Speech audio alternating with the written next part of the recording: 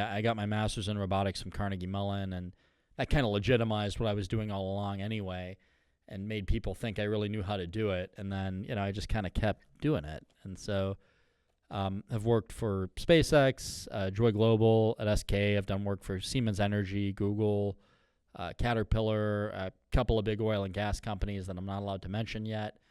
And at the end of the day, I mean, it's just fun to solve people's problems. And so, and that's what I love most about this industry, especially on the oil and gas side. There are some really smart minds, and yeah, really what a lot of my clients and whatnot. It's always about, can we do it better? I was telling you about I won't talk about the client or whatnot, but yeah, it was pretty much they had auditors talk about their vents, and they were going to get they were going to have a guy tied down and SWAT style rappel down the tank to look at these vents. And I just looked at him like, why not just use a drone? And he was like, huh? I'm like, yeah, there are such things where we fly up if you're just doing a visual. I mean, pretty par for the course, really.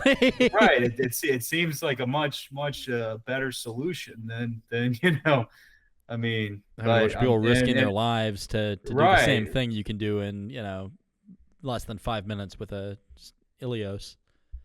And the same thing, like and I was thinking about this the other day, like you think about our grandparents and our great grandparents, like I mean, I know you're up in Pennsylvania, where I'm sure that there are a lot of people in mines or whatnot, and back in the day, like they send people down there, and a lot of them die from collapse or black lung or whatnot.